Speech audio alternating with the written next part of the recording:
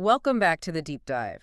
If you are someone who regularly feels like you are trying to read, I don't know, a library's worth of data in a single glance, Or if the noise of the world just hits you with disproportionate force. then you already know our topic today. We are ripping apart a stack of sources that deal with the fundamental differences in how certain nervous systems process life. What our sources are calling the highly responsive nervous system, or HRNS. That's the one. That's right. And our mission today is pretty direct. We're taking that HRNS framework and distilling it. We want to get to its specialized characteristics and, I think most importantly, its profound benefits. All right. We know you seek deep, distilled knowledge that you can immediately apply, and that means we have to go beyond just vague labels. Absolutely. The sources we're drawing from, they categorize this neurological configuration under that HRNS banner, but it's also referenced in the literature as the rare personality, which suggests, low prevalence, and also this tendency toward avoiding crowds. And we are synthesizing all of that today. We are. And we have a clear trajectory for this. We'll establish the two foundational traits that really define this system, the inputs, if you will. Okay. And then we'll transition straight into the core outputs. What the sources call the 5 rare strengths that this personality type generates. It's time to unpack the engine. Let's do it. Let's start with that umbrella term, HRNS. The highly responsive nervous system. Right. When we frame this, we are talking about a specific neurological architecture. It's not a condition, right? No, not at all. It's a setup. It's a configuration that results in an inherent heightened intake of stimuli. The filters are simply less restrictive than average. The volume is turned up. The volume is up, and the resolution is much finer. If you imagine the nervous system as this constant stream of input, visual, auditory, emotional for the HRNS, the intake is immense. Which would necessitate a much deeper, more resource-intensive processing style. Precisely. It has to. And that heightened sensitivity, that gives us the context for the term rare personality. It implies this intensive style is not the statistical norm. It speaks directly to prevalence. If the, let's say, standard human operating system is designed to efficiently filter the majority of input. To get the gist of things. Exactly, to get the gist. The HRNS is running a specialty program that attempts to process everything. And that uniqueness, the fact that society is rarely built to accommodate this, is what makes the personality rare. Okay, that makes the resulting behavior, avoiding crowds, a really fascinating data point. It is. People often look at that as a purely social choice, a preference for isolation. But these sources suggest it's far more fundamental. It's energetic cost calculation. It's simple math, really. How so? Well, when your system is already processing incoming data at maximum capacity, adding the unstructured, chaotic input of a crowd, the noise, the motion, the smells, The complex social dynamics. all of it causes immediate systemic overload. So avoiding crowds isn't a social failure. It's a necessary demand for downtime. Yes. It's the brain demanding silence so it can sort the existing mountain of data it's already taken in. That completely reframes the behavior. It's not a social preference. It's a necessary energy management protocol. Exactly.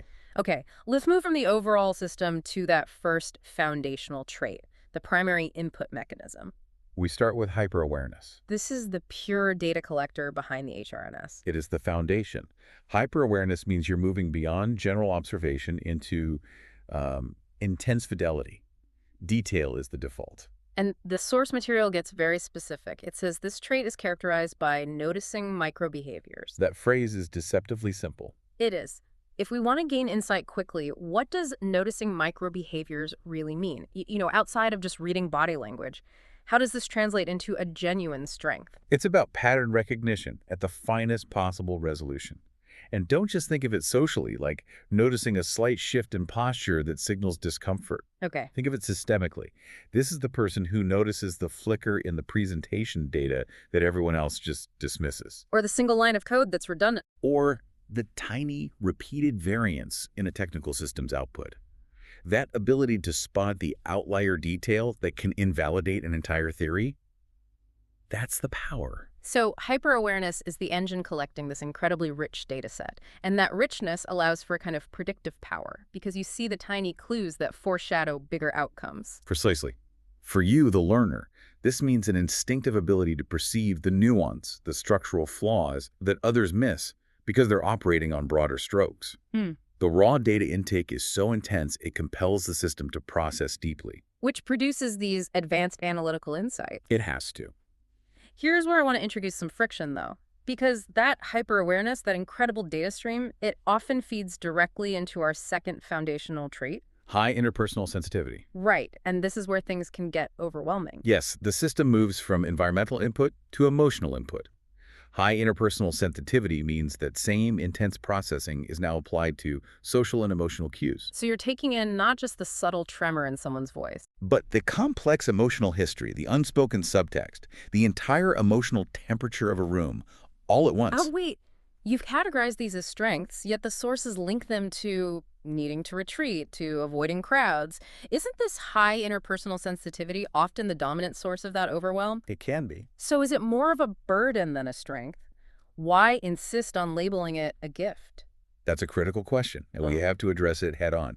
It is a burden, absolutely, in terms of energy consumption. Okay. However, the strength lies in the utility of the output. If you can read the emotional landscape of a room or a negotiation with that kind of accuracy. You have a kind of emotional sonar. Emotional sonar, I like that. It allows you to navigate conflict, build rapid rapport, and reach mutual understanding much faster than others. So the high cost generates high value. The intense processing depth allows the individual to move past the superficial narrative and grasp the structural emotional reality driving a situation. Exactly. Others might react to the presented facts. The HRNS individual reacts to the underlying truth the facts might be trying to hide. And for anyone who seeks comprehensive understanding, multiple perspectives, that is crucial. The holistic view is the payoff. It's the essential payoff. Okay, now we can connect the dots. We can fulfill the core promise of this deep dive. Let's do it. We have the two foundational traits, hyper-awareness, which is input detail, and high interpersonal sensitivity, input emotion. We understand these are the engines. Right.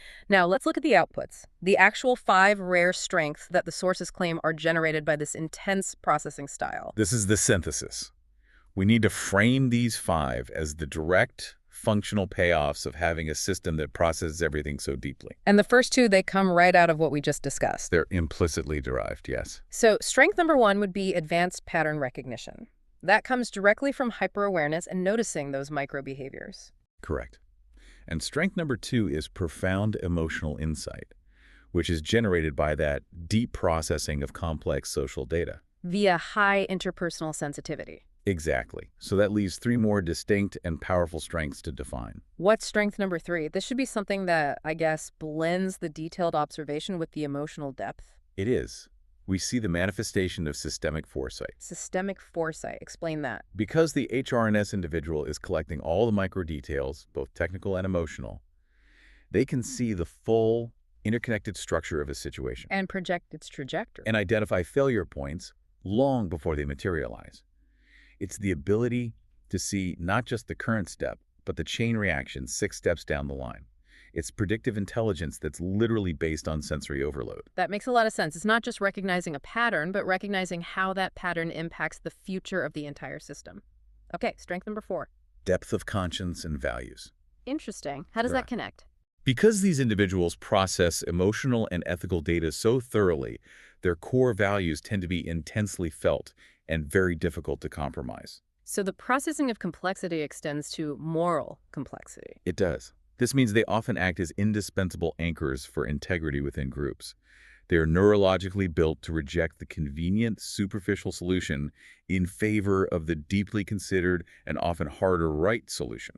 That is a profound benefit. It connects the high data intake directly to ethical behavior. They can't just ignore the consequences. Because their system already ran the scenario. They've already felt it. Wow. Okay. And the 5th and final rare strength. This one is a synthesis of all 4 previous points. Holistic synthesis and innovation. Okay, bring it all together. When you combine high-resolution data collection, deep emotional insight, structural foresight, and intense values, the HRNS individual is uniquely positioned to connect disparate pieces of information. The technical data with the human motivation. Yes. And from that, they generate innovative solutions that address the full complexity of a problem, not just the most obvious symptom. That's a huge takeaway. It completely validates the overwhelming intake by showing the powerful, multi-layered output. It does. The intensity of the experience is the price you pay for comprehensive understanding. It's the realization that this system is defined by its intensity of processing, a system that simply cannot filter out background noise or emotional subtext. The cost is the need for retreat, sure, but the reward is a perspective that is exponentially richer and more predictive. It provides functional language for something many listeners probably felt was just a vague personality quirk or them just being too much. Right. Recognizing that these are traits that generate systemic foresight and holistic synthesis that reframes your entire self-perception. And that reframing is the ultimate goal here. When you understand your system, you can stop fighting the intensity and start leveraging the unique strengths it offers. You can plan for the necessary rest. Knowing the incredible value of the insights you generate during those intense processing phases. Absolutely. So, as we wrap up this deep dive into the highly responsive nervous system, we establish its roots in the rare personality and the energetic consequences that drive that need to retreat, the avoiding crowds. And most importantly, we broke down the two foundational traits, hyper-awareness and high interpersonal sensitivity, and showed how they generate the 5 rare strengths. Advanced pattern recognition, profound emotional insight, systemic foresight, depth of conscience, and holistic synthesis. How powerful is. And knowing those 5 rare strengths, consider this final provocative thought. If the HRNS individual is the only one consistently processing the full, unvarnished complexity of reality, noticing those micro-behaviors and emotional subtext others miss, how essential is it that we stop viewing their need for intensity management as a flaw? And start seeing it for what it is. And start viewing their perspective as perhaps the most reliable navigational tool available to us. Think about which environment in your life is currently overlooking the essential nuance only this highly responsive perspective can provide.